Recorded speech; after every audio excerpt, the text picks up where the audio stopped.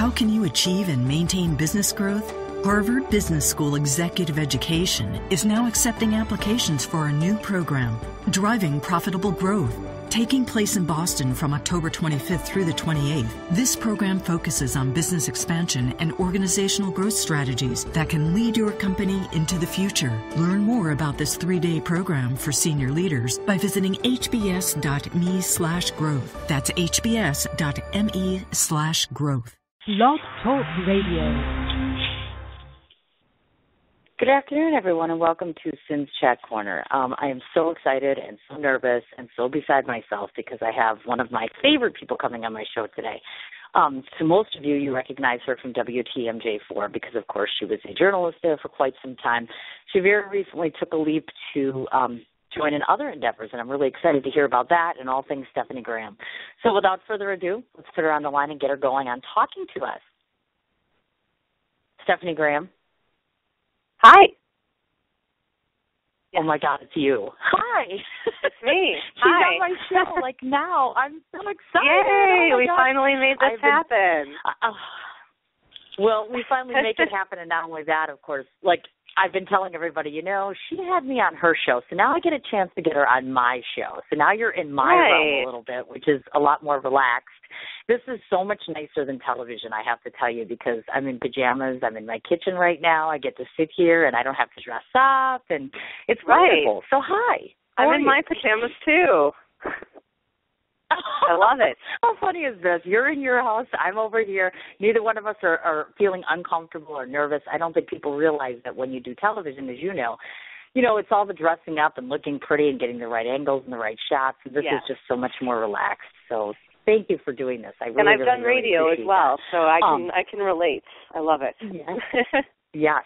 And doesn't she have the most wonderful voice? She's probably going to outshadow me, and that her voice sounds much better than mine. So I'm like, darn it, I got to step up my A game today. Ugh. Oh, stop. No, it's thank true. you for having me. I'm excited. Are you kidding me? I think it's wonderful. I think it's always, and I know that you probably have a similar take on this, so we'll talk about this a little bit, which is the one thing I notice is I love nowadays in mainstream media, especially, obviously you did television, I do internet radio, which seems to be the wave of the future here every time I turn around. It's nice to be able to support one another, those that are in media supporting one another, show-wise, TV-wise, the whole 9 yards. I think this is a great way to get people to connect to other people, not just turn on the television and see that person. It's a nice forum for individuals to get to know one another and support one another. I think we need to do more of that supporting of each other. You know what I mean? Definitely, because we're all doing the same thing. We're all trying to tell people stories and, get the word out about whatever, different events, different activities, different whatever it is. So, it's all different mediums, but we're all trying to do the same thing. So I'm all about supporting it. Oh, you betcha. Yes, and we like that. And wait till you guys listen and hear all this stuff. Hopefully I've dug up everything I could find and think of and sneak on Stephanie into this program here. So you guys might learn a few interesting things. I kind of wanted to start off, it seemed probably the most sincere and surreal to kind of start off by discussing, I know that one of your mentors had passed. That would be the death of Skip Waters. Excuse me. I can talk Skip this Waters. morning. Yeah. Yes. It's my honest opinion that I think I'm going to dedicate this particular program today in memory of him because I was reading about him. I didn't know anything, actually, until I went on your page and I learned a little bit about him. Yeah. So he's a legend in the town that I started my broadcast career in. So, yeah, New Bern, North Carolina. So I thought... for people that, don't know Skip, which would probably be most people, at least in the Milwaukee area, he was a weatherman at WCTI TV in New Bern, North Carolina, and, he was there for decades, and he's just was a staple in the community. He wasn't just your weather guy. He was at every community event. Everyone knew Skip, so he was certainly one of my mentors. When entering this crazy field that is TV news. So, and when I heard he passed away, I couldn't believe it. It really was a sudden death. But he's I'm sure he's up there in heaven having a great time. I imagine so, definitely. And looking down on you and being very proud and saying, oh, my gosh, look at how this girl turned out. Is there something, any particular principle in terms of performance or things that you learned from him that you've kind of carried over on through your career that has stuck with you and you said to yourself, yeah, this person came along and taught me this and carried this kind of along with everything that I did? I think with Skip, the main thing I learned was just like that, you know, that being on TV is cool and all, but really more important, it's that relationship that you develop with the people in the community that you serve. I mean, he, like I said, was at every community event. Everyone knew Skip. Everyone loved Skip. He gave back to the community in many different ways, and you know, I think that, you know, a lot in the TV field, a lot of people come and go. There's different anchors, different reporters, but I think, you know, it's really important to be a part of your community because that's what's going to set you apart. Everyone can tell stories and get on TV and talk, but, you know, it's all about being part of the community. And so, I do know on a side note that, of course, gotcha. I do want to notate this because I didn't know this about you until I started researching you, that you had a stint, like you were mentioning, he was a weather person. You yourself had dabbled in the whole area of weather. Is that correct? Yeah, wow, you did do some research. And I started my career, sort of, basically I went to Ohio University, and I was in the broadcast, you know, school there, and I was on WOUB News, which, you know, was a student-run broadcast, but it was the main TV news, at least for public TV in that area. And, you know, people would watch us, and I was actually the weather coordinator, I think it was my senior year. So, yeah, I was kind of in charge of the weather department. So I'll admit I don't know much about weather, like when it comes down to the science of it, but we basically used weather.com, and it was more a learning tool for us as students on learning how to ad-lib and be comfortable on camera. But I have dabbled in weather a bit. So, yeah, that's way back in the day. Yes. Well, we like to go as far back as humanly possible, of course. I wanted to ask you, have you, in terms of being an anchor, have you incurred increments of time in which you were able to interview your own personal idols? And if so, who might some of them be? Oh, man. I have, you know, interviewed some pretty inspirational and influential people. Oh, wow. I should have looked into that before we talked, because I've interviewed so many people, it's hard to remember everyone. But, oh, man. I mean, I don't know that. I've interviewed Tom Barrett before. I mean, he's the Milwaukee mayor. I mean, that was cool. Thinking more big term. I mean, I've certainly interviewed some. It's really hard. I've interviewed some actors. Sorry. Just for various stories.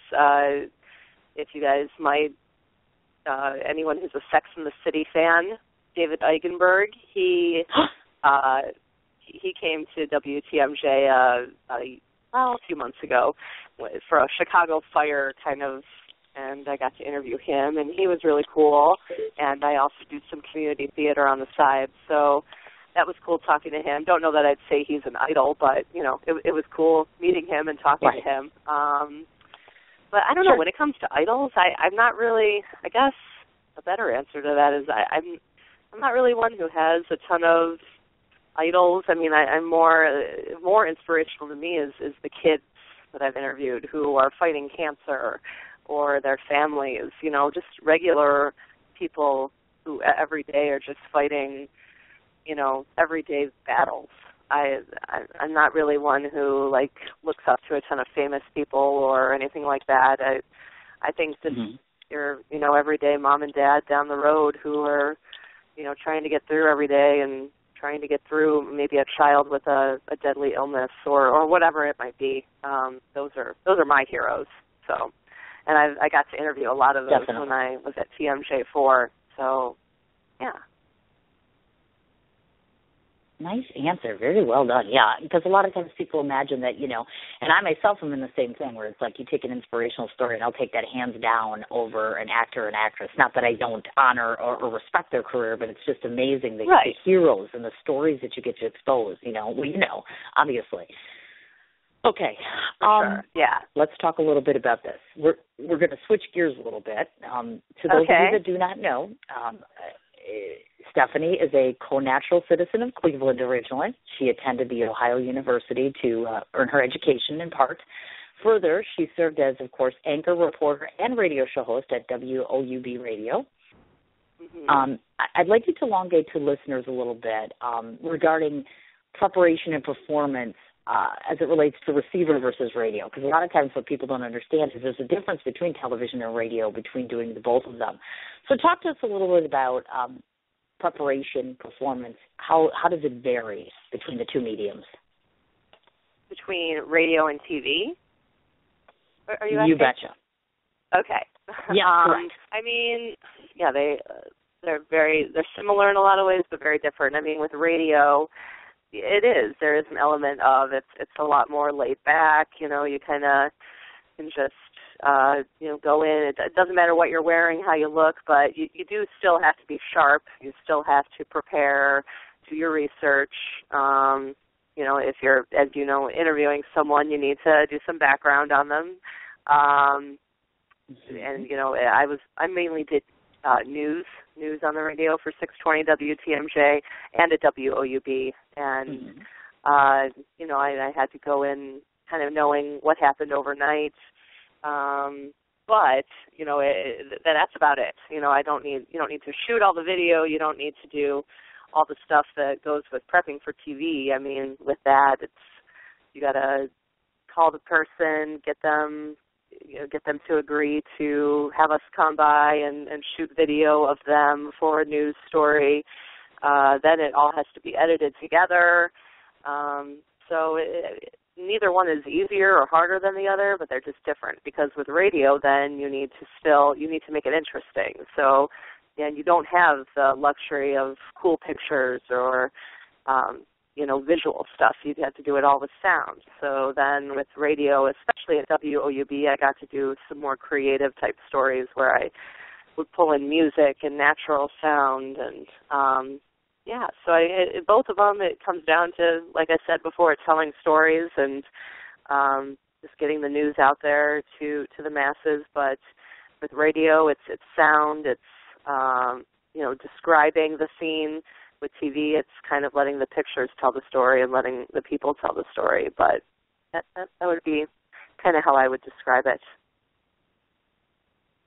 Okay. Now, does it ever surprise or shock you to hear that others have just gone, I'm trying to think of the right word to even use it. Other people have actually raved about your radio voice. Does that ever surprise you? They've literally just said, oh my gosh, she's got such a great voice for radio, da-da-da-da. So it's like, does that surprise you? It has. I mean, and it's really nice. People sometimes tell me, oh, wow, I didn't even know that was you. Because you definitely turn on a different voice when you're on the radio. I mean, right now I think I'm hopefully mostly just using my normal talking voice, but when I'm actually being news girl on the radio, you definitely kind of turn on, I don't know if it's, a little more, you still want to be conversational, but a little more like authoritative. Like, I'm telling the news, and these are the facts. And so it is funny when people rave about it or tell me that I have a great voice for radio, because I definitely appreciate it. And I think a lot of that comes from, my background in theater and acting, and also just having been in the broadcasting field for many years. You just kind of learn how to do it. You bet. Just kind of, go off and do your thing as far as that goes. And on the alternate side of things, I wanted to ask this.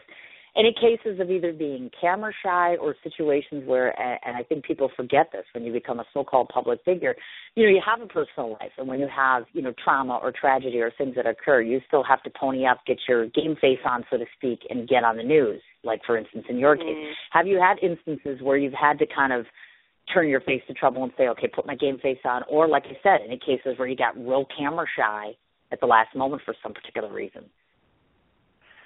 I wouldn't say, I mean, when I first started as a reporter in North Carolina, certainly, it was nerve-wracking doing my first live shot, which is when you're out in the field and, going live on the air. But, you just kind of, someone once told me, just act like you're just hanging out with, you're just talking to a friend at the bar. You're just, keep it conversational, keep it loose. And so I've always kind of tried to do that and not get too nervous. Again, back to the theater thing, I think that helps with the nerves, because I've, performed in front of hundreds of people on the stage, and, when you're live on TV, you could be in front of hundreds of thousands of people, but you don't really know that because you don't have to see them, so that kind of makes it easier. But, I guess just, you just kind of have to, you want to use some of that nervous energy because I think it, it makes you more excited and makes you more vibrant on the air. You don't want to be totally laid back and not nervous because then you don't really have that edge. But I think it's just channeling those nerves in a good way. And like I said, my theater background I think really helped with that. But as for being a public figure here in Milwaukee, that hasn't been a huge deal because I'm more behind the scenes, especially with the TV. Right. For TV, I'm a producer, so people don't really see what I do there. With radio, people have heard me on Saturday mornings on 620 WTMJ, but they don't really, know who I am. So that helps. But in North Carolina, I was on TV and I'd be out sometimes and people would be like, hey, it's the news girl. And, you just have to kind of make sure that you act appropriate. And, it is kind of weird. You kind of have to have this public persona and, and you kind of represent the station. So you need to, just be a respectful person. But I am a respectful person, so I have never really have had much trouble with that. But, and when you have something maybe tough going on in your personal life or whatever, you just kind of have to put it aside and do your job. But we all do that. No matter what our job is, you kind of sometimes have to just push the personal life stuff aside and soldier on and just, face the day. So, I think we all do that in our lives. But Agreed. With TV especially, you're so much in the public eye. You do have to kind of, you're the voice of the people, and you need to stay professional. And and if you have stuff going on at home, you got to keep it at the door. So that's you bet. You betcha. Life. So, yeah. Oh, yes. Now, before we get on to the next thing, I just wanted to throw this out there because I know I myself have been asked this question. I'm certain that this has come up probably even more so for you than it would be for me. There's always the chit-chat and the topic of discussion as it relates to many folks believe, and even myself included at times, that the media will sensationalize topics or tend to maybe over-exaggerate to a certain extent when it comes to certain topics, personalities, etc. I just want to get your take on that. Where do you think mainstream media nowadays does in that regard? Do you think it's true that they over-sensationalize, causing, viewers to change their point of view on the basis, or biased, I should say, of a particular news coverage? Yeah, and that actually is something I battled with, especially more in recent years. Recently, I've gotten out of the TV news business, but it's kind of the nature of the beast. You have cable TV news. You have all the different network TV news. You have internet. We're all competing with each other and trying to keep up. So there is an element of we got to make this interesting. We got to keep this kind of flashy, and sometimes you kind of lose the story. And I think it's all right to promote a story and make people want to watch, of course. And there needs to be a bit of an entertainment factor to it. But if you're sensationalizing to the point where you're changing the story or trying to skew viewers in a certain way that's not good. And, and I feel proud of the work that I've done at TMJ4. I think for the most part we've, there have been times where stories have maybe been a bit sensational, but, if you actually watch the story and, don't just see the promo, but, actually watch the story in the 10 o'clock news, we try to be very tempered and show both sides. And, I'm proud of the work that I've done. And I think, I think sensationalism, that's a word that gets thrown around a lot about TV news. And there is an element of it, and it's something that we certainly have to be careful about. But and I think stations are starting to realize they need to maybe tone it down a little bit. And some are going back to basics a little more, which is a good sign. But right. At the end of the day, you just put the facts out there and you let the viewers be the judge. So that's kind of where, it needs to end when it comes to sensationalism. So I hope for the most part that, TV news kind of gets back to basics and tells stories and, that doesn't feel that they need to sensationalize or sell them as much as they do at times. But we'll see what happens. It's a lot of keeping up with, the other guys. So I agree. It is what it is. Definitely. Okay. Well, right, and I say that too a lot of times, that I think, like I said, the media ends up getting pounded pretty hard in terms of, if they hadn't said this, if they hadn't done this, and it's a skewed perception depending on who you talk to. So thank you for that, at least. Okay. Now, prior to planting yourself at WTMJ4, I know that you had held a career as a columnist for WCTI TV in North Carolina. I cannot talk today. It's you. You're making me nervous, darn it. Maybe explain to listeners the substance of stories in that state versus what I call wacky Wisconsin, because I do call it wacky Wisconsin for a reason. Talk to us a little bit about, obviously, when you're in a different state, what you cover, obviously, the substance of the story there is going to be different from here. And then was that town, or I know this is a tough question, the basis of some of your best work? If you had to go back and look at your career as far as a journalist goes, where do you think the basis of your best came from? All right. Well, that's a good question, both of those. But, yeah, I started my career, my full professional career in Newbern, North Carolina, at WCTI, and, it was a tri-station. We had Newbern, we had Greenville, North Carolina, and we had Jacksonville, North Carolina, kind of all covered by this one station. And it was a very vast area, much more rural than here. So that was different. Driving to a story typically would take 45 minutes to an hour. So, that was different. But it was a great area. I loved working there. In Jacksonville, some people might know Camp Lejeune is there. Near Newbern, there's Cherry Point base.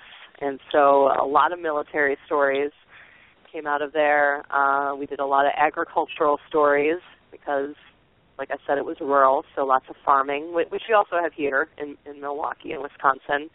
Right. But, yeah, it's definitely different. It's kind of, this is the Midwest, and that's kind of going more towards the South. And I know there's all kinds of stereotypes and whatnot, and, Southern hospitality and all that, and people were really great down there. And I'm not one much for stereotypes. People are people, but I will admit, getting used to the accents was hard for me at times because I'm coming from Cleveland, and in the South, sometimes it took a little while to adjust to that Southern drawl, but it was great down there. I feel really good about a lot of the stories that I did. I primarily covered a city named Kinston, North Carolina, which was it was a pretty economically depressed town in many ways, but lots of great people, and they were really working to kind of get the city back on track, get businesses open again. There's a lot of crime, but they were, working on that as well. And so just really, as a reporter, just kind of very daily issues was kind of, what I would do. And, there'd be some of the typical news stuff, shootings, fires, all of that. But the times where I got to do more of the, here's what people in the city are doing to improve the town and, and get things back on track. Those were the good stories. So that was North Carolina. And then I moved here to Milwaukee to be a special projects producer. So instead of being a reporter kind of doing the news of the day, in Milwaukee, I would work on more long-term projects, more of the things you would see, on the 10 o'clock news, investigative, medical stories, consumer, human interest, kind of the stories that we would promote about all day. So stories that we would work on for days or weeks or even months. And so, those were a little more issue-driven, I guess, kind of, or, in comparison to North Carolina, not as much agriculture, not as much military. There's not really any bases nearby. But yeah, to compare the two, they're very different, almost apples to oranges. So it's hard to say which one I feel like I did my best work in. But I guess I'd probably have to say Milwaukee because I'm older and I've been in the business longer and and got to, like I said, we do the special projects. So there's stories that we really get to work on and dig into and take a little more time to produce. So I'm very proud of some of a lot of the stuff that we've done. There's been some stories that have helped change legislation. A coworker, John Mercure, I think did the story, or it may have been Aaron Diamond, but about cochlear implants for kids with hearing issues. That helped change legislation. John Mercure, I worked on a story with him about puppy mills, and that helped, crack down on illegal puppy mills in the States. So, both places have been great and lots of great stories, but I'd say here there's maybe been a little bit more impact. And then, of course, my biggest thing for me has been stuff I've done with the Mac Fund, which is, helps kids with childhood cancer. So anything I can do to help that organization and help them raise more money and do more research is great. Of course, definitely. Well, thank you very much for that. I'm going to shift completely to another direction now. Stephanie and Stephanie are always amazed, of course. Always amazed by your accolades as far as being an actress, and not everybody might know that. So we're going to talk about this a little bit. I know you've had integral involvement with both the Bay Players and Solstice Theater. You're a board member, of course, of the theater troops, which is just breathtaking in my opinion. First off, I want to start by having you speak to us concerning these treasures of cinema in terms of what attracts you personally to the art of acting.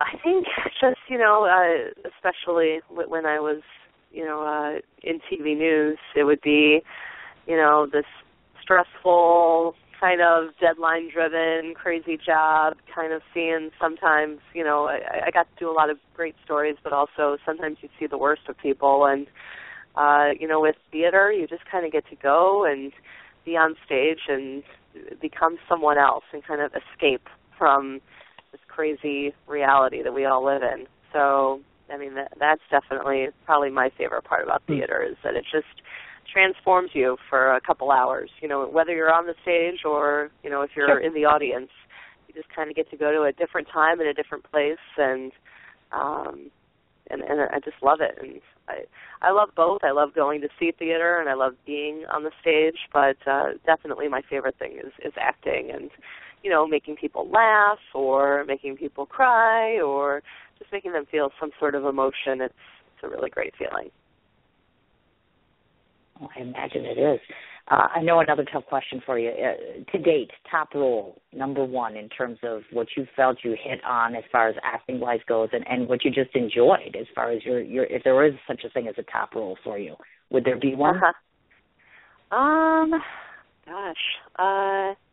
I've done a lot of different plays, comedy, a little bit of drama, mostly comedy, musicals, but I really enjoyed a part that I had in a play called the Book Club Play, and it was at Solstice. Mm-hmm. It was actually my first play at Solstice, and I played a woman who I'm trying to remember exactly the plot line, but she basically is one of those kind of people that always likes to be the center of attention. So she basically pretended or made up a story that she had cancer just to get the sympathy of her friends. But there was a lot more to it than that. That sounds pretty kind of contrived just to say that plot line. But, that there was a lot more to it with just kind of friendships and relationships and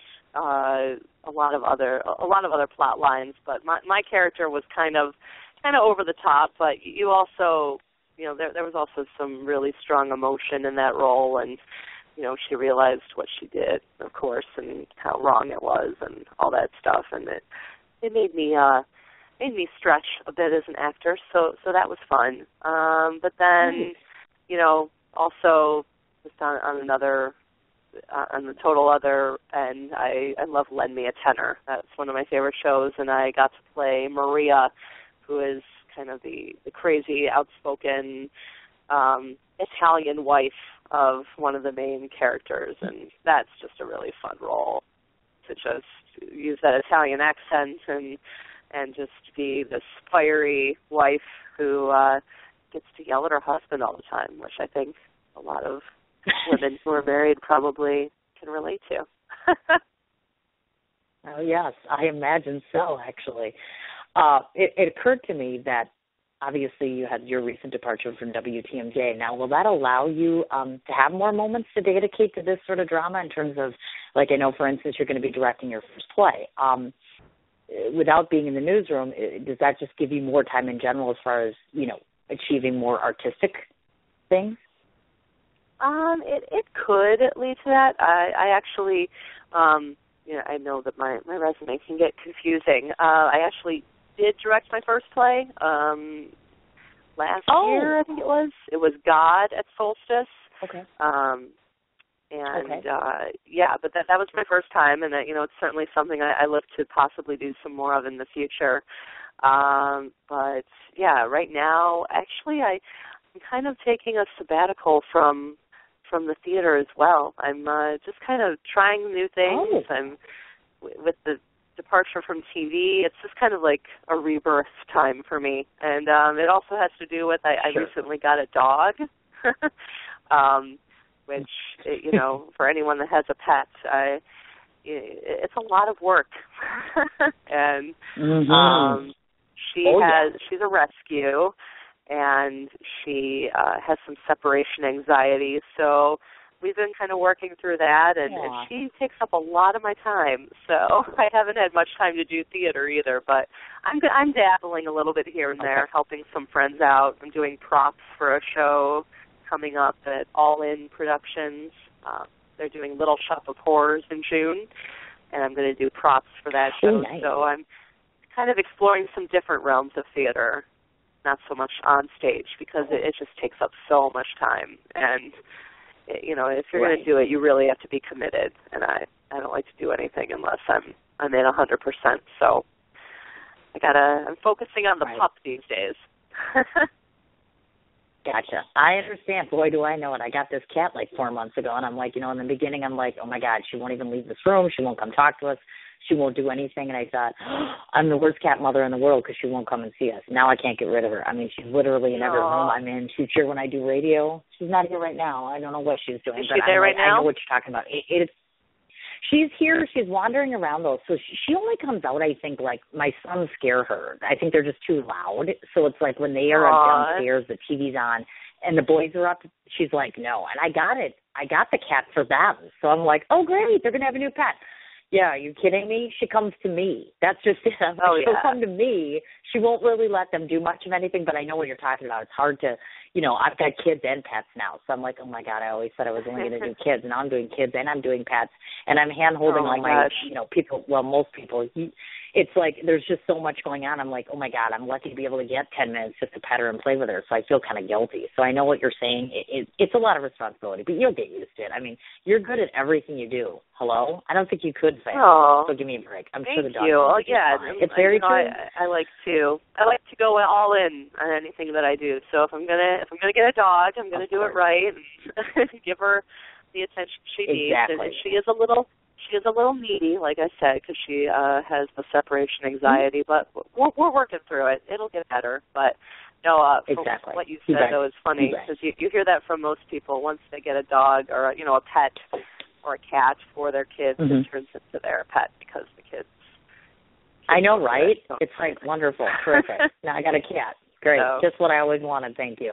Now, I don't want to forget to mention this because prior periods of time also found you sauntering across the stage at both the Village Playhouse and the New Bern Civic Center. I didn't want to forget to mention that. So maybe if you could talk a little bit about just remembrance of roles from that period in time, just something significant you may want to point out from your time in both of those places would be great. From stuff that I did back in New Bern, North Carolina? Right, like as in both New Bern and, of course, you were at the Village Playhouse, if I'm not mistaken, also, correct? Yeah, here in Milwaukee, yeah. Okay. I mean, so kind of comparing the two? I could do that. That'd be perfect. Yeah, so, please. In high school, it all started in high school. I was in theater there, so it's just something that I've always had in my life. College, not so much because I was really focused on the broadcasting thing. Yeah, when I moved to New Bern, right away I looked into the local playhouse. And, New Bern is a small town, small river town in North Carolina. So they have one main playhouse, the New Bern Civic Theater. But, wow, they put on some great shows. What I did mostly there was actually musical theater. And I'll admit it, I don't have the best voice, but I'm good enough that I can hold my own in chorus parts or, small musical roles. My strength, though, certainly is acting versus singing. But, so I started with Joseph in the Amazing Technicolor Dreamcoat there, and then I did Little Shop of Horrors there. I did Sound of Music, I think. All kinds of roles there. I also did Rumors, which I've done a couple times, Neil Simon's show. I did that there, and then I also did it at West Dallas Players here in the Milwaukee area. So, New Bern was more kind of musicals and comedies, and then here in Milwaukee, I went from this small town where there was one theater to, in Milwaukee, it's everywhere you turn, there's a theater, and which is great. I know. There's so many local theaters. Every town basically has their own playhouse. Wauwatosa or West Dallas or Whitefish Bay or Shorewood or wherever. Basically, every city has a playhouse. But then also, there's all these small startup theaters like Solstice or Alchemist or All-In Productions, and so it's been amazing.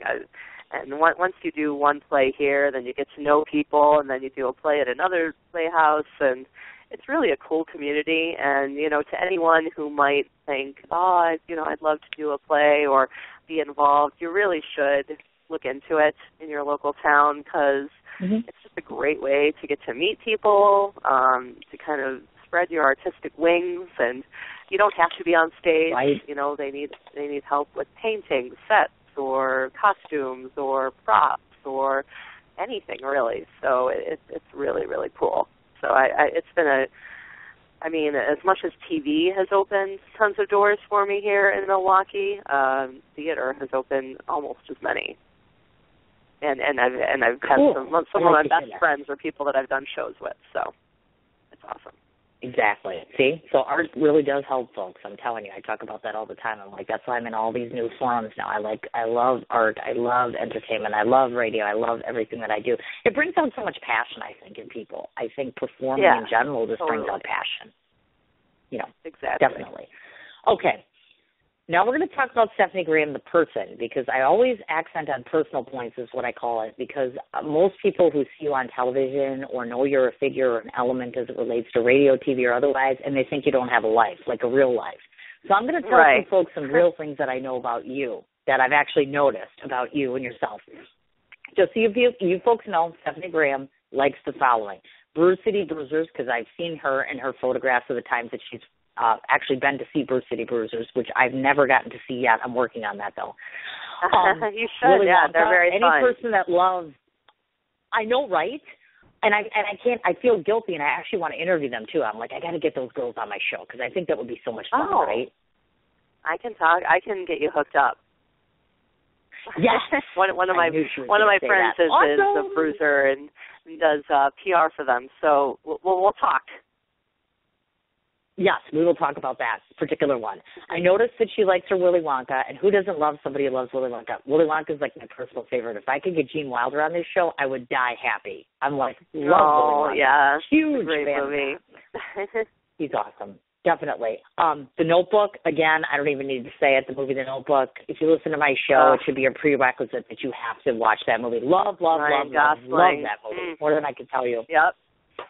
Just like Buddy the Elf. I love Buddy the Elf, too. I'm like, who doesn't love the movie Elf? And Will Ferrell, he's on my wish list for my show, too. I'm like, who wouldn't want to interview Will Ferrell, right? He's like over the top. He's so funny. And he also is a really good actor. Yeah, I love him.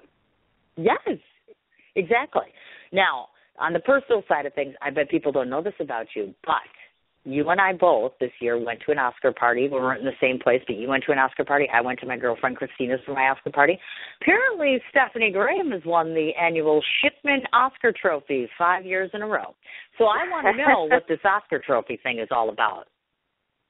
I have. I mean, I've always, you asked who's Stephanie the person, and I do. I love movies. I love, going to see them. And, when I was a little girl, of course, I dreamed of being an actress and all that fun stuff. But I especially love really good movies. I mean, I wouldn't call myself a movie snob, which some people are. Okay.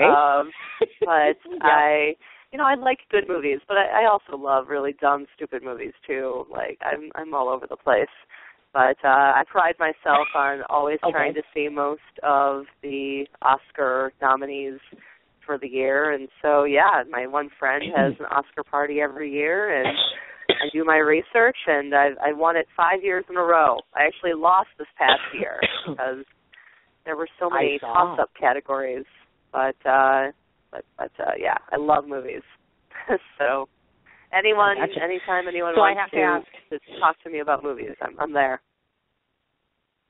I'm going there right now, as a matter of fact. So this is what I got to ask you about, because I, of course, obviously I watched it this year. One of the things that kind of surprised me, two things actually. First of all, that American Sniper kind of got the snub, and then second of all, somebody told me the other day that the movie Birdman, which I want to see very badly, actually wasn't that great of a movie. So I wanted to ask you, had you seen either one of these two, and just get your take on those? I have. Yep, I've seen both. And I would agree with both those comments, actually. I feel like Sniper did get a little snubbed. I think it did pick up momentum towards the awards season and got a little more respect. Let's face it, it's a very political movie. There's some politics there, I'm sure, with people that have different thoughts on the war and everything. And, I try to go into movies just to enjoy them and not really bring any political thoughts into them. And, it was I thought it was really well done. Have you seen it, did you say? Agreed. Have seen you bits seen and American pieces Sniper? of different film parts. In fact, I haven't seen either or, and I feel terrible. There's just been no time. I haven't had any time, but I want to go see them both. So that's why I'm asking you, is it worth the time? I know American Sniper You should definitely see both. Okay. Because they're both very well done. They're both so different.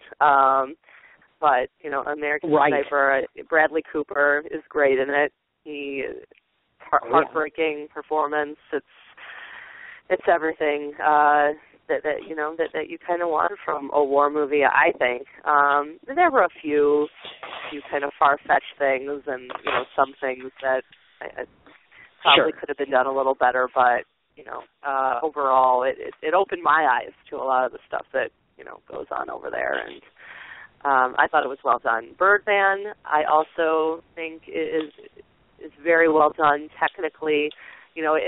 It probably deserves the Best Picture because it just the way it's made is really unique, and I think the director did a great job. But the movie itself, I'm not a huge fan of, and that's coming from someone who has done a lot of stage acting, and because it's about basically a washed-up stage actor, and this is his final chance at greatness again, and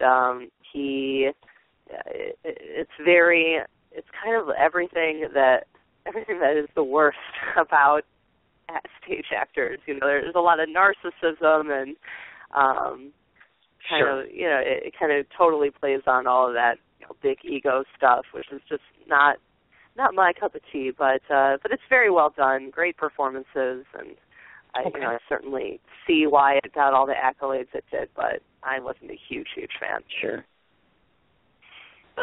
Wow. Well, let's hope with any luck at all that Cindy doesn't get in too much trouble, because I love Michael Keaton. I actually was on Twitter the other day, and I was like, I wonder if this is his Twitter account. And, of course, I'm single. I'm going to probably die single at this rate. Anyways, I tweeted him, and I'm like, hey, you know what? I'd like to have you on my show. And by the way, I'm like, you're kind of cute. And I actually kind of pseudo-asked him out on Twitter, which I think you're not supposed to do. But I was like, hey, the guy's kind of cute. He's in his 60s. I'm like, who wouldn't want to go out with an actor, right? I thought that was kind of cool. Sure. But that leads me to a bigger question. Very bigger question, which is at least two of my guy friends want to hit on you, so we just need to check the current status on dating. So is Stephanie Graham available? Can we date her? Well, not we as in me, but throwing it out there. Oh, that's very sweet. Very true. It's a little complicated. I hate using that term, but I would say overall, yes, I'm kind of single. But it's a little complicated, but not really. I mean, I'm just out to meet friends, and we'll see what happens. So I understand completely. Yeah. No, I get it. I gotcha.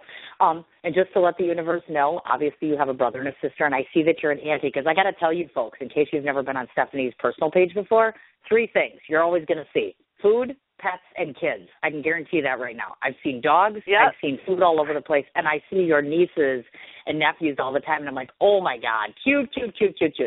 They're on there constantly. It's the cutest little thing, I swear. Yeah, no, you hit my the 3 high points in my life: food, my nieces, and pets. My dog. So, goodness. So then I got to ask you, because I'm going to Brian's tonight for the first time. Have you been to Brian's? Brian's Cocktail Lounge? Yeah, I've never been there. Tonight is the first time I'm ever going, and I'm curious. And I should say food and drink. I love a good cocktail. Brian's is really. I can't believe you've never been there. That's like a Milwaukee staple. No, I know, right? Yeah. I can't help myself. Okay, there's only so many places. Okay, sorry. All right. No, I know it's hard. You can't get everywhere. And I don't go out as much as I used to now that I have the dog. So, but no, Brian's is great. Anyone that's been there, I'm sure they could tell you they don't have a menu. You just tell them what kind of cocktail you're in the mood for, and they'll make it for you. Oh, cool. So kind of like at random in a way.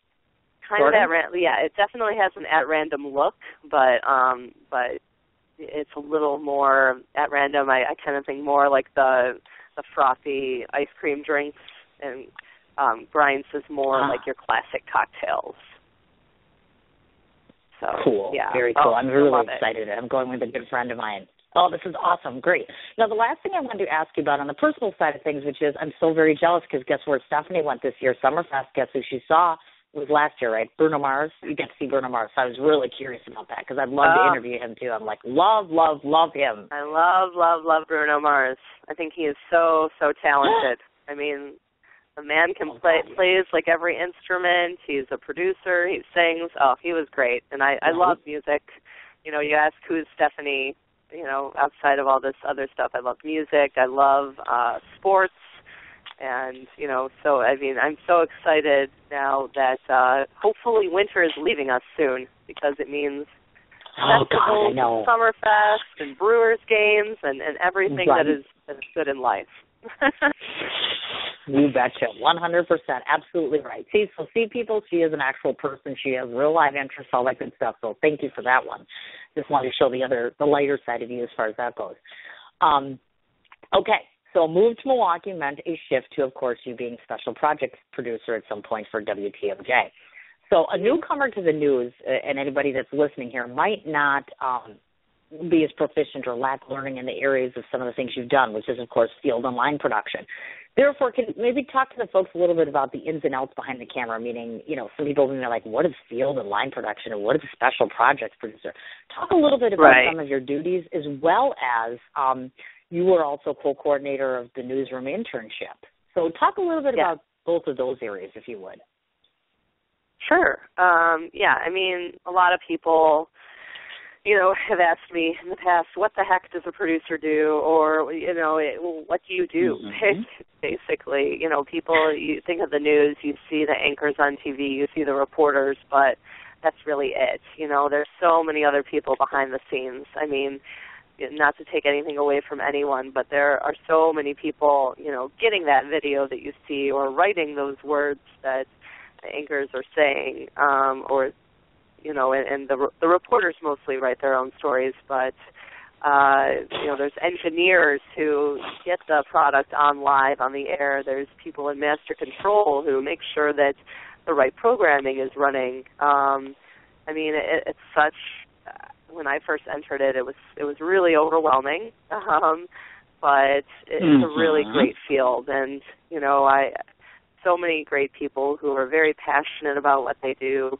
But yeah, I mean, line producer, it basically, still at the end of the day, is you're telling people stories, and you know, whether you're the engineer who's running the truck, the live truck, to get that reporter on the air, or you're, you know, the photographer shooting the video, or the editor putting together the video to put on the air. You know, it all comes down to telling the story and getting it on the air quickly, concisely, accurately. But it's a really, really cool field. And, you know, as the internship co-coordinator, you know, it was kind of, I was the first line of, you know, getting through when a student would want to, you know, intern at our station or shadow, you know, maybe a reporter or an anchor for a day. And it's really cool seeing these kids come in who kind of have no idea, or, you know, some of them have a slight idea, have done some news at their schools or whatever, but, you know, getting to mold them and kind of see them grow as students. And, you know, some of them have gone on to be in the news, even since I've been there. A couple have even worked with me after they've left. So, oh, nice. It's a field, yeah. I mean, and a lot of people think, oh my gosh, how do you get on TV? I mean, it's not as hard as a lot of people might think. I mean, not to take anything away, but you know, and anyone can do it, or find their niche there. You know, there's so many different pieces. There's the people that do the sales for the station, or people that help with advertising or promotions. So, yeah, I mean, there's really something for everyone. And it's a cool field, but I would agree. You know, that I have recently left. Like I said, I'm doing copywriting now, but it's something that's always going to be with me, and you never know what the future might bring. So, of course, I gotcha. I wanted to ask you, as it relates to the interns, I was just curious. If you had to name the number one element of excitement that they had, meaning what's the number one thing when an intern first comes in? What are they most excited about as it relates to being at the newsroom? Is it just, I want to be on TV? Is it just, I want to learn the interns? What do you find that these kids are craving? A lot of them just instantly say, and I ask them, because they have to interview and go through a process to get accepted, and I say to them, sure. why do you want to do this, or what do you want to do in this field? And a lot right away say, I want to be an anchor. And I'm like, all right, well, that's cool, but you have to understand there's a lot that goes into a lot that you have to do before you can sit on that anchor desk. And I think a lot of people don't get that. You really have to, pay your dues, if you will, and that's maybe starting in a really small sure. market and maybe doing stuff behind the scenes for a while, or you start right away doing stuff in front of the camera, but you're probably shooting your own stuff, you're editing your own stuff. The one thing I will definitely tell people is it is not as glamorous as some people might think. There's no makeup people, even in Milwaukee. Everyone does their own makeup, and everyone's just people. And that's the other thing, is that at the end of the day, these right. are all moms, dads, or brothers, sisters. They're just normal right. people, and but yeah, when interns come in, a lot of them right away, I want to be an anchor, and it's like, all right, well, slow down. You got to. There's some other stuff you got to do first, but others, right away know they want to be behind the scenes. They want to be a producer or help with the writing and that sort of stuff, and they're great. They help out a lot. We rely on our interns a lot to help us day to day, so it's cool. It's a cool program that we have. And I also wanted to highlight this, too, again, in case some of you didn't know, but your subtle sounds were, of course, witnessed on Saturday mornings, which is, of course, on 620 AM radio. So I had a question regarding that. In your opinion, is it more difficult, do you think, to hold listeners on weekend versus weekday? Because you were doing Saturday morning. So sometimes I wonder, some might think, hey, you're going to garnish more of an audience on a Saturday morning. Is that the case necessarily? No. I would say, and I'll admit it, I think definitely they get a lot more listeners during the week. The morning drive, people are listening. Definitely, it's different though. During the week, it's more like people on their way to work, and you get them their news fast, and they want their traffic and all that. And I think they are doing traffic on the weekend even now too, with all the construction and stuff. But weekend it's more, Mr. Fix-It, and you call-in radio shows, and it just has a more relaxed feel. So I don't know listenership numbers at all, but I'm pretty sure they probably have more listeners during the week. But we certainly have our devoted right. listeners on the Saturday morning who want to hear their gardening tips from Brett, and their Fix-It tips from Mr. Fix-It, Tom Feza, and travel show is very popular with Rose, and then the finance guys. Mark and Dave. So it's really cool. They have great programming, and it's great being a part of it. Of course. Now, I wanted to talk about the top two tales, in my opinion, in terms of Stephanie's done countless numbers of stories, but the two that stuck out for me in particular would be the Titanic baby story. That's one. Oh. And then Hero and Hell being the other one, actually the two. So I'd like you to maybe just unfold some of the uniqueness of each of those epic stories, and then if you could, because I know this is hard too, name your number one as it relates to as far as heart value goes. I'm big on the heart value of a story. If there was one that touched you more than most, let's say. Okay. Of those two, or to talk about overall? No, it's really a twofold question. If you could just... Okay. Yeah, your number one, and then, of course, like I said, as far as the Titanic and the Hero and Hell, just talk a little bit about those stories, because I think that, my kid loves the Titanic, so immediately I'm like, woof, had to watch that, immediately pass it on to my son. And then the Hero and Hell, I have personal friends of mine that are going through that with their kids and the heroin addiction. So if you could just talk a little bit about those two, and then your number one, that would be great. Sure, Titanic Baby was really interesting. That's a few years ago now. So again, I may have a few of my detailed facts wrong, but basically it was about this local woman who has ties to the Titanic. This baby that died in the Titanic, I think, but the shoes were found, and just a lot of history there. So, yeah, we had to do some digging to find this woman. First off, find where she lived, and then, call her and set up the interview with her. And actually, my colleague Tim did most of the work on that one. I kind of helped craft it and get it on the air, but he did a great job, researching and really finding the real story. And anytime we can do a piece that kind of has a history component, I think is very cool. I've done some great stories with vets, veterans, which are always really cool. So Titanic Baby, though, I think we won an award for that one as well. So it came together really nicely.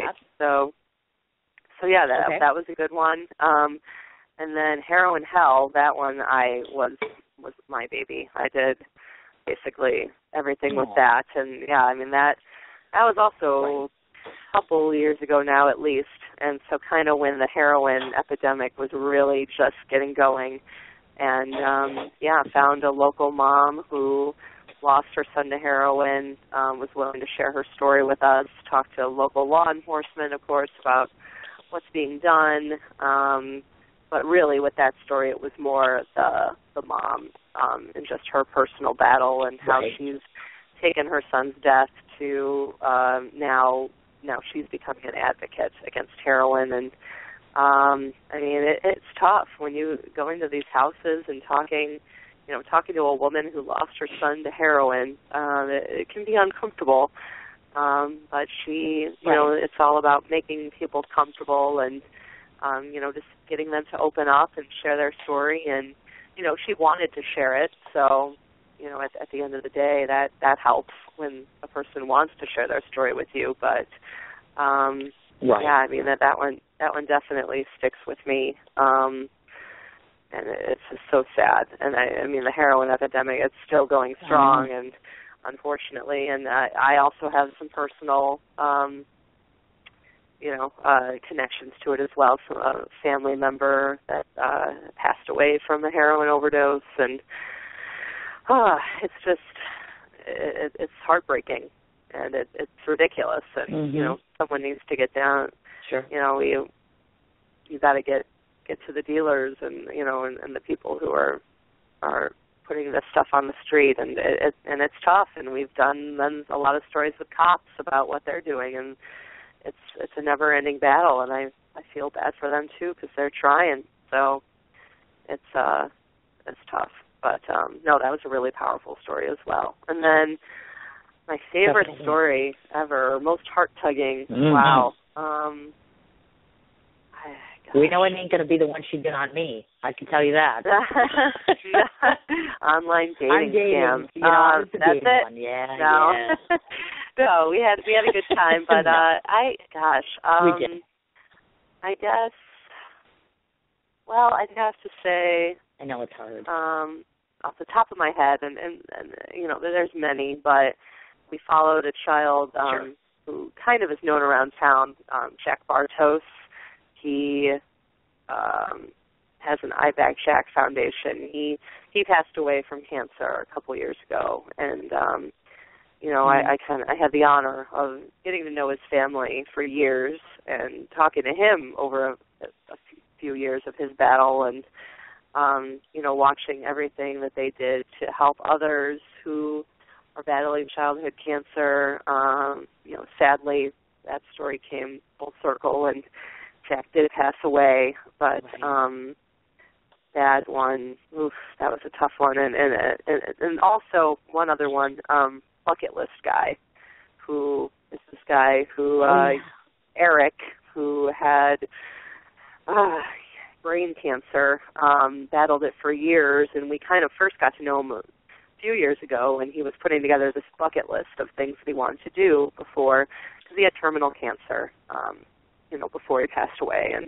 But he kept beating the odds. Sure. I mean, doctors would give him a few months to live, and he'd be, a few months would pass, he'd still be going. And, and so we followed him for years. He got married. He, did all these great things for other people. He was working. I mean, there were times when it was looking like he, might beat it, but he also succumbed to cancer. But, I mean, his story, it's just so inspirational because he never complained. I mean, we complain about so many things in life that really are nothing when you hear these people's stories and hear everything that they've been through.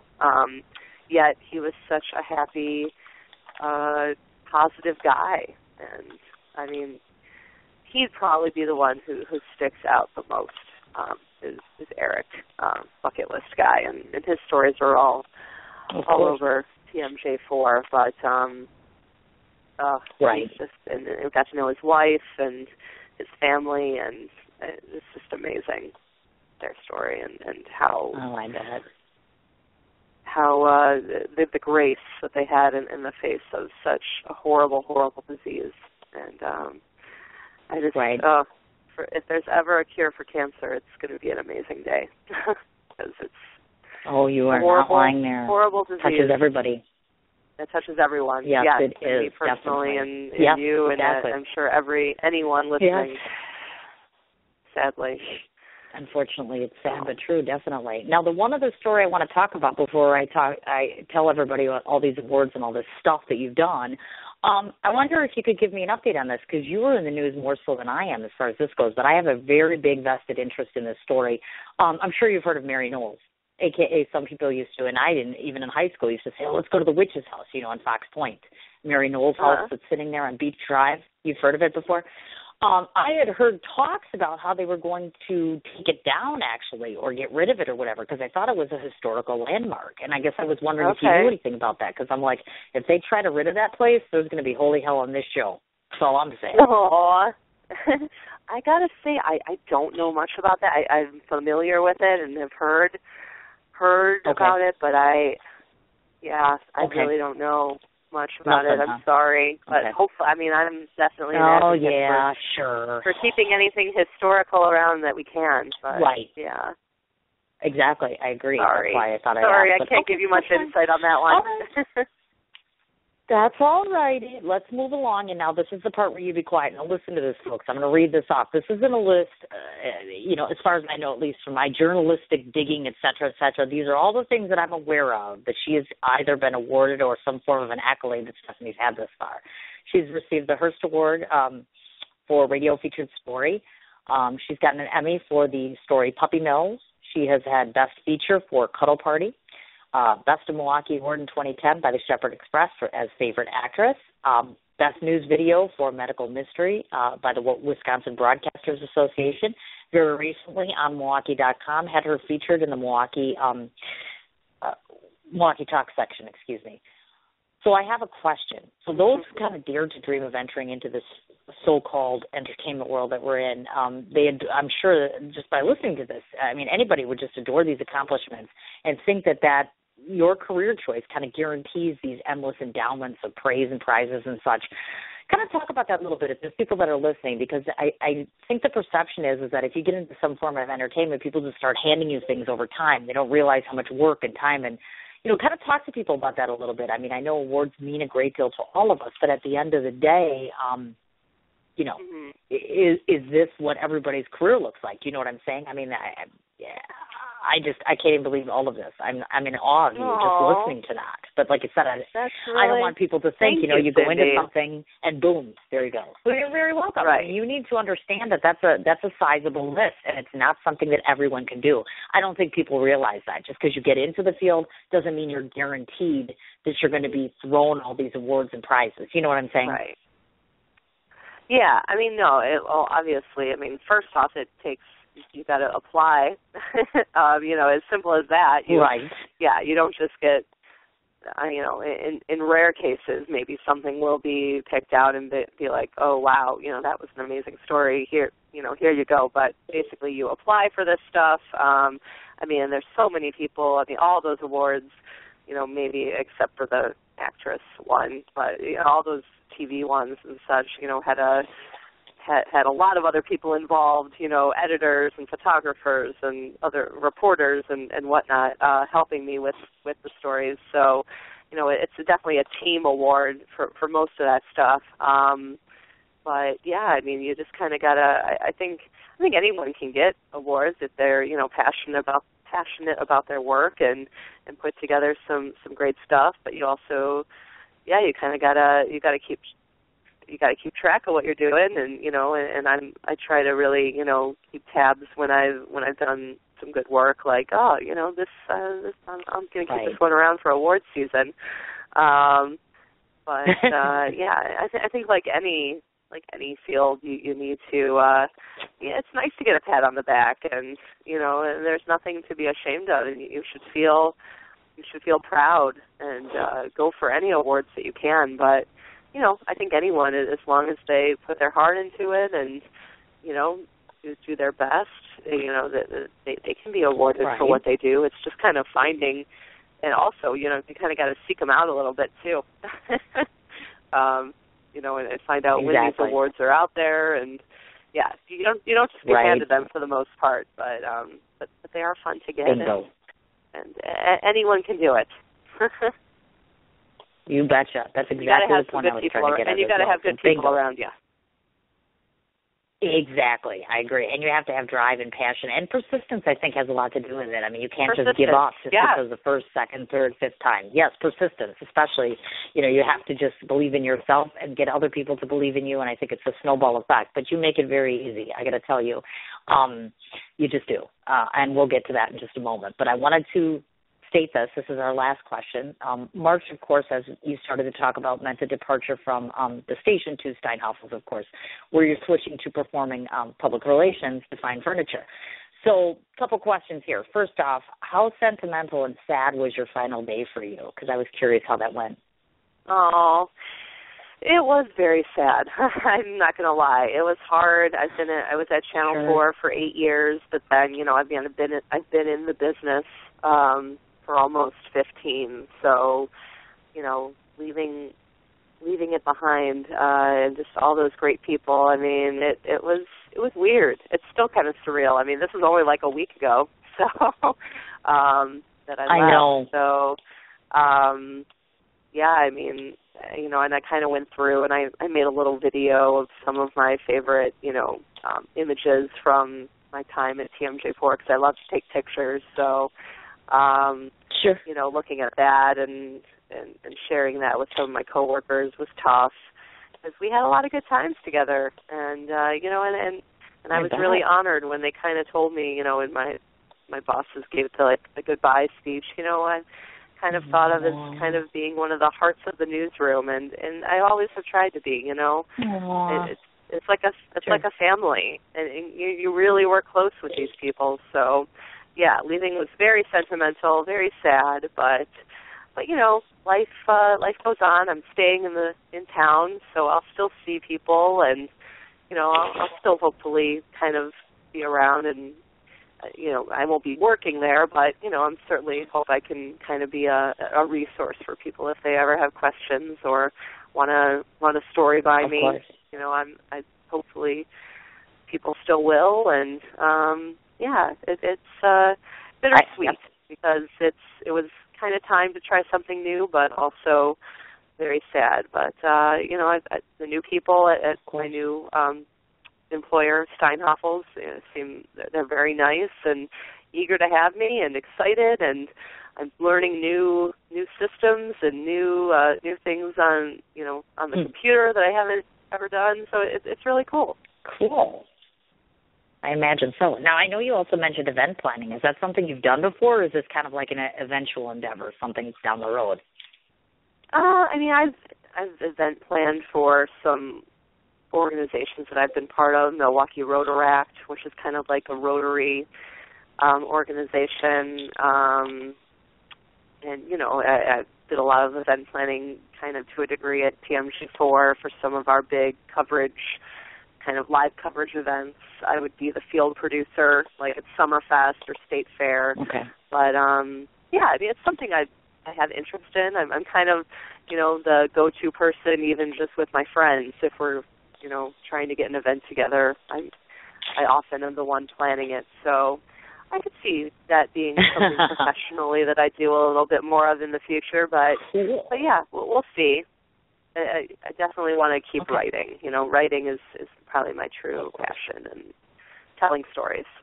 I can relate. Yes, you bet. I can totally relate to that one.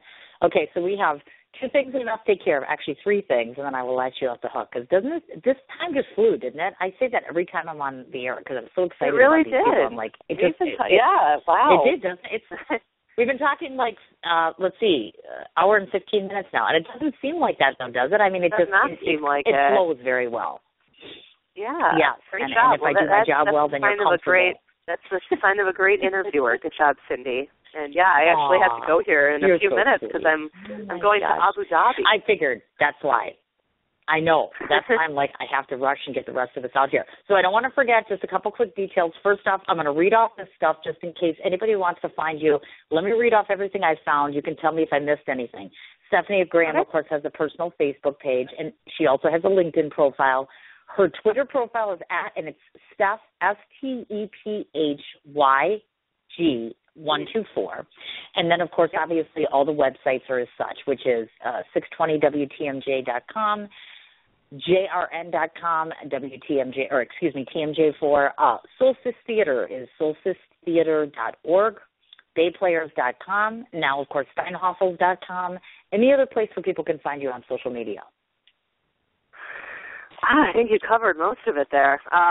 Instagram, I'm on Instagram, the same handle as Twitter, SteffiG124. Okay.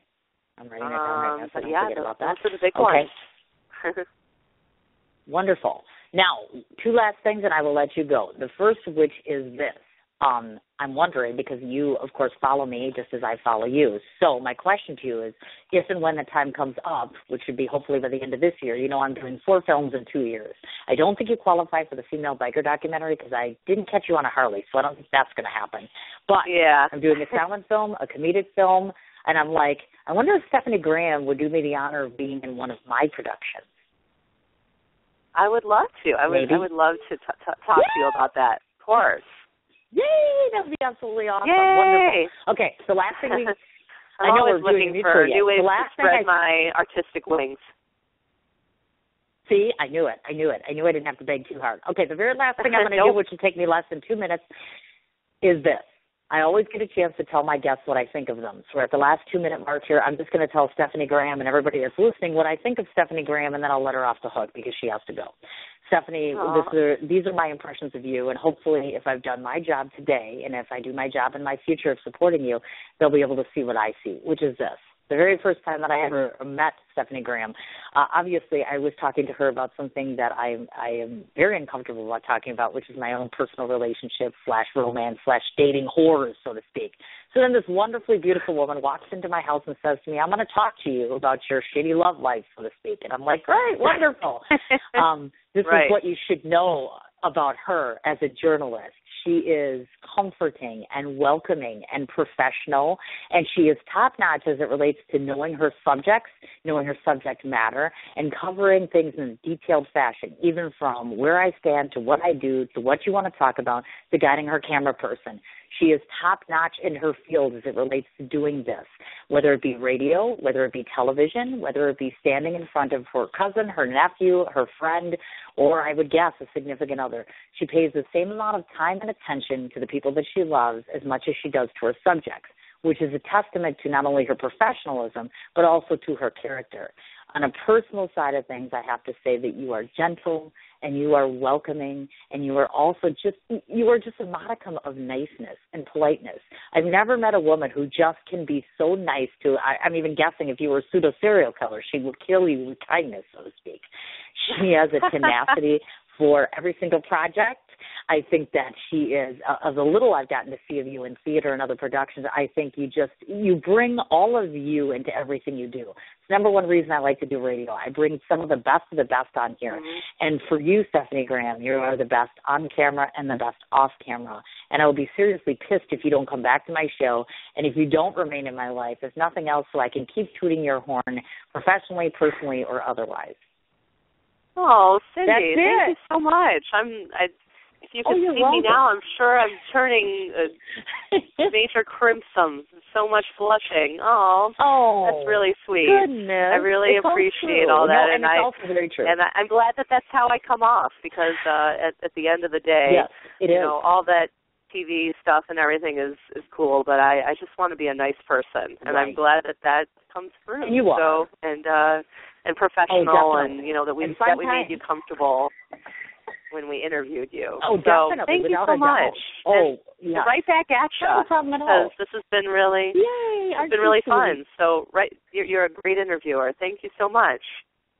And I'm not just saying that because you said tons of nice stuff about me. I know, right? Like everything I just did. No, I have to say that honestly, you did. Like I said, every bit of that is true. Certainly, I do hope that you and I can find each other in a room together some, because we've talked about lunch and cocktails 8,000 times. So we have to make time to actually do it. Let's do it. Definitely. Let's do some cocktails too, for now sure. You need to get off of, you should get off, yes, get a hold of me on Facebook. I don't want to hold you up any longer, so I'll let you get going and get on with your day. And thank you so much, my dear, for all of the time you brought to my show today, and most importantly, good luck at Steinhoffel. Thank you. Thank you so much, Cindy. I'm excited. Oh, and not a problem, good luck to you as well with all of your endeavors. You have all kinds of cool stuff going on. So keep me posted. Yes, I do. I will do that, my dear. You take care, and we'll be talking to you soon. You too. Talk to you soon. Bye. All righty, dear. Bye-bye.